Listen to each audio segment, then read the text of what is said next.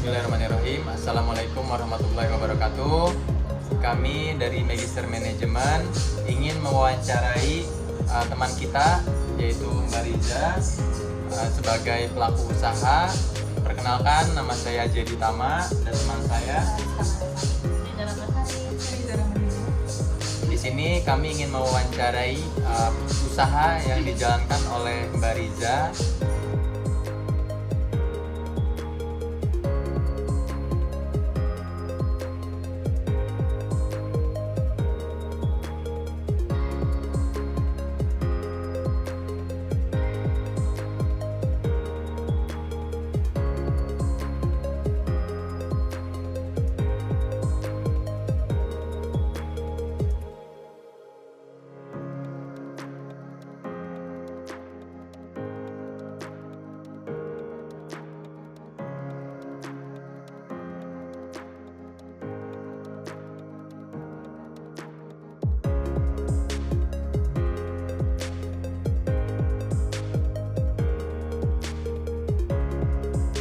Mbak Riza, pertanyaan pertama, kira-kira usaha Mbak Riza ini terkait usaha apa ya? Namanya apa dan ada konsepnya nggak? Untuk usaha saya sendiri itu berawal di tahun 2017. Kita punya produk namanya singkong Thailand Riza. Saya memanfaatkan singkong yang banyak ya. Kita di sini bisa dapat menemui banyak singkong. Jadi waktu itu pernah coba beli, kok enak, gimana kalau kita jual. Awalnya jualannya singkong Thailand Riza, produksi sendiri di rumah, itu sistemnya pre-order. Terus selanjutnya kita jualan untuk makanan-makanan lain, tapi saya tidak produksi sendiri, saya ngambil. Nah, dari 2017 sampai 2020 cuman fokus di singkong dan momen pas lebaran, kue lebaran. Kalau tahu Ina Cookies, itu saya reseller Ina Cookies. 2020 karena di rumah terus, jadi saya coba bikin just tip makanan, namanya Nitip Akuai. Begitu awalnya Mbak Rizka.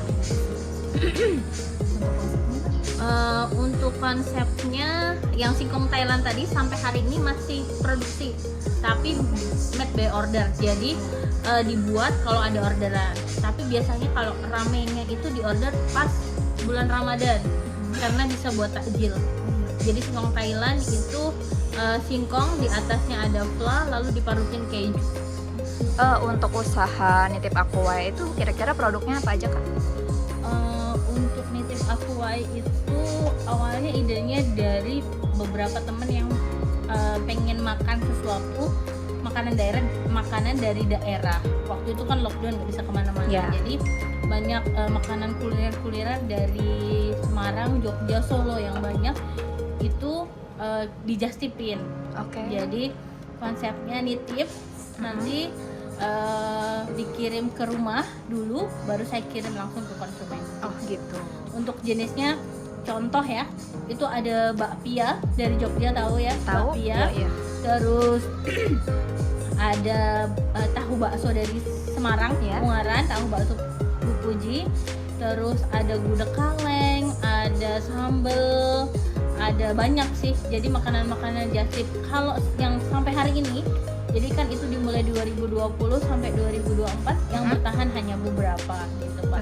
Selanjutnya kan udah nggak lockdown, udah bisa langsung beli sendiri. Jadi sampai hari ini yang bertahan adalah tahu bakso, paru, dan kacang mede dari Wonogiri. Terus 2023 kan saya ngikutin tren aja, apa yang lagi rame. Jadi biasanya Nitip Akuai itu ngikutin pasarnya apa nih yang lagi rame. Nah, tahun kemarin itu Bluder Cokro dari Madiun itu alhamdulillah rame. Jadi saya coba buka bazar dan lain-lain.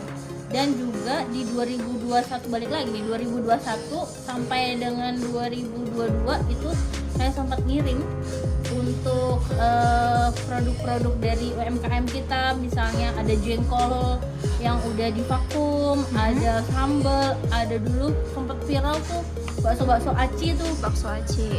aci. kayak gitu tuh saya kirim ke luar negeri. Jadi ada Kanada, Oh, sampai ke luar negeri ya? ya, sampai Kanada, sampai Florida dan Ohio. Wah.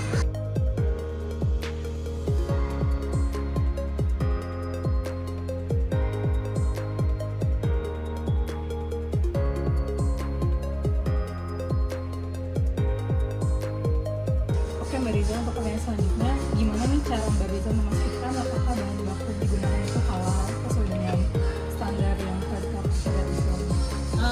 Untuk produknya Tip Aquae, salah satunya adalah tahu bakso Bu Pudi. Jadi saya sudah mendapatkan langsung dari toko Bu Pudi yang di Ungaran sertifikasi halalnya. Jadi saya juga punya NIB, di mana itu adalah salah satu syarat untuk menjadi UMK ya, usaha mikro kecil. Terus untuk yang lainnya bakpia juga udah halal. Untuk produk-produk lainnya saya juga memastikan bahwa produknya adalah halal. Untuk Buddha coklat juga udah halal. Dan baru-baru ini ada makanan yang viral, cukup viral, namanya coklat Dubai. Coklat Dubai ini baru saya jual kurang lebih 1 bulan yang lalu, dan alhamdulillah omsetnya sudah sekitar 10 jutaan. Baik Mbak Riza, tadi kan udah dijelasin ya macam-macam produk. Kalau secara pemasaran Mbak Riza itu pemasarannya offline kah atau online atau kedua-duanya? Untuk pemasarannya sendiri itu ada dua, ada offline dan online. Kalau untuk online-nya saya di marketplace, jadi di Tokopedia Mas Aji ada namanya Toko Riza Doll Egg. Terus untuk di Shopee juga ada namanya Toko Riza juga. Terus kalau untuk offline biasanya saya mengikuti bazar UMKM. Nah itu standnya berbayar. Biasanya saya juga ikut di kelurahan gitu yang mungkin biaya standnya lebih murah. Jadi kayak ada grup atau kelompok UMKM di Kelurahan Tugu, kebetulan saya tinggal di Kecamatan Tugu, Cimanggis, Depok. Jadi untuk pemasarannya ada dua. Jadi alhamdulillah sampai dengan hari ini Nitip Aquae bertahan kurang lebih sudah 4 tahun ya. Oh gitu Mbak. Lalu mengenai produk yang di marketplace itu Mbak, yang Mbak cantumin itu sesuai nggak Mbak dengan barang yang dikirim? Ini kan untuk menghindari goror ketidakjelasan itu sendiri ya Mbak ya. Gimana Mbak? Oh ya baik. Jadi untuk penjualannya kan ada deskripsi, ada foto gitu ya, sesuai yang di Tokopedia atau Shopee itu kan harus lengkap. Ada beratnya berapa, ada fotonya seperti apa, ada deskripsinya bagaimana, umur simpannya berapa. Insya Allah semua sudah sama, artinya apa yang saya jual itu tidak menipu gitu ya. Jadi barangnya jelas, barangnya apa sesuai, dan banyak sekali ulasan-ulasan dari pelanggan, bisa dilihat nanti di toko saya yang di Tokopedia itu semuanya alhamdulillah dapat nilainya sekitar 4,7 atau 4,8. Wow, lumayan gede ya Mbak ya. Jadi ulasan detail tuh sebenarnya udah menggambarkan semua secara keseluruhan ya Mbak ya. Emang. Ya. Jadi yang terbesar itu di Tokopedia penjualannya ada 2 produk terlarisnya. Itu ada tahu bakso Bu Puji yang dari Ungaran, itu sudah sekitar 1.300 Wow. Box ya, karena satu box tahu itu ada 10 pieces. Terus sama yang kedua itu Bludar Cokro kurang lebih udah 700, yang lainnya di bawah 500. Kalau mengenai komplain-komplain gitu Mbak, kira-kira ada komplainan nggak Mbak, apa tidak sesuai gitu misalkan Mbak di komplain? Kendala itu biasanya saya di pengiriman. Oh. Jadi awal-awal tahun-tahun pertama itu kan banyak promo ya, free ongkir, si cepat sama antar aja. Nah ternyata karena tahu itu kan umurnya tidak bisa lama. Tahu kan harus di freezer gitu ya, jadi umurnya nggak lama.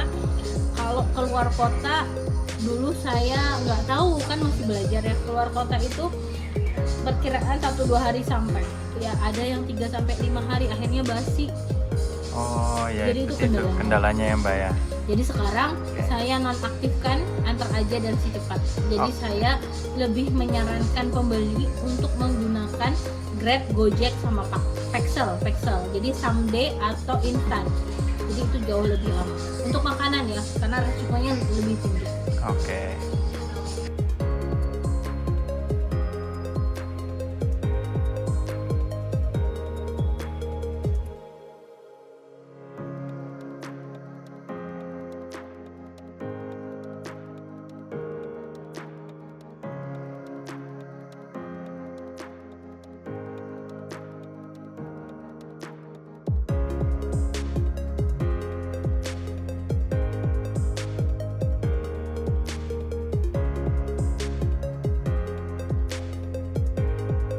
Ternyata banyak ya Mbak ya produknya gitu, dan ternyata cukup menjanjikan juga ya. Di samping produk bahan bakunya alhamdulillah dari produk halal gitu, bahan baku halal, dan tadi adanya kejelasan antara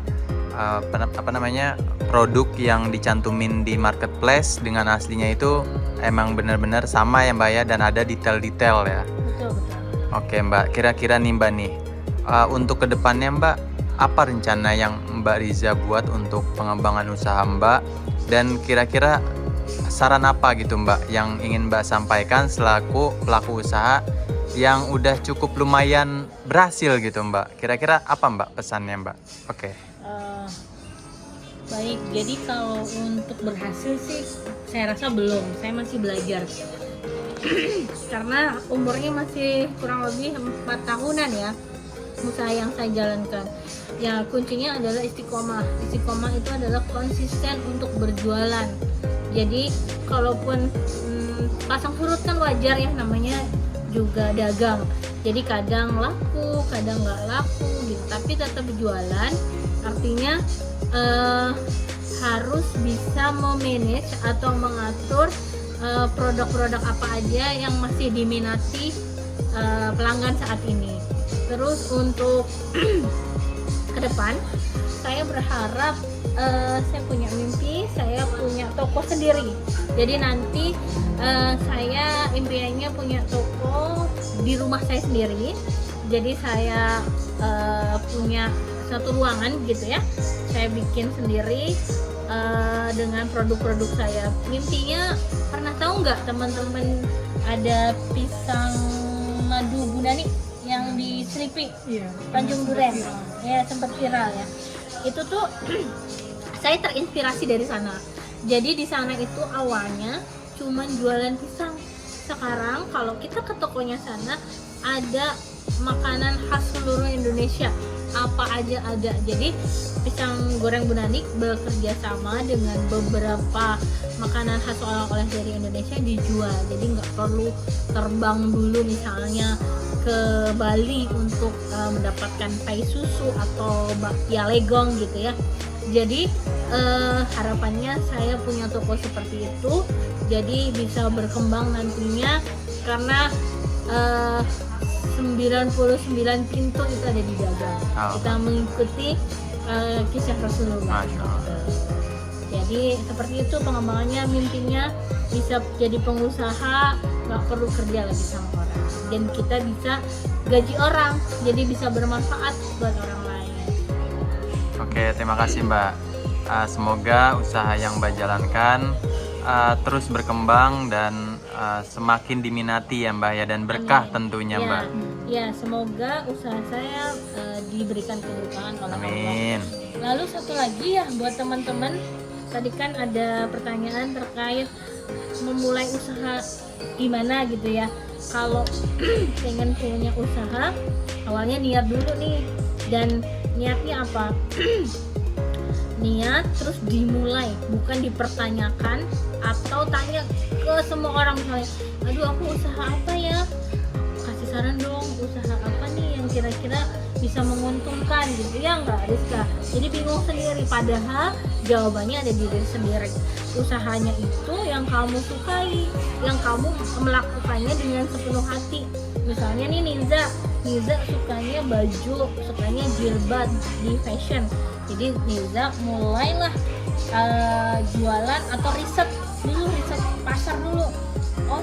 ini trennya bajunya modelnya seperti ini gitu. Jadi bisa di hal-hal yang disukai dulu. Nanti kalau udah disukai tanpa disuruh, tanpa paksaan, akan melakukannya sendiri. Jadi senang usaha itu langsung dimulai dan konsisten. Mau misalnya nggak laku, mau laku, ya alhamdulillah. Yang terpenting adalah siap rugi. Siap rugi. Kalau udah siap rugi, udah pasti siap rugi. Insya Allah dengan Bismillah kita bisa usaha bareng. Oke, mungkin itu aja yang bisa kita wawancarai dengan Mbak Riza. Semoga apa yang kita dapat hari ini, masukan-masukan dari Mbak Riza, semoga bermanfaat untuk kita semua. Amin. Oke, untuk itu aja. Assalamualaikum warahmatullahi wabarakatuh. Terima kasih. Terima kasih Mbak Riza. Terima kasih.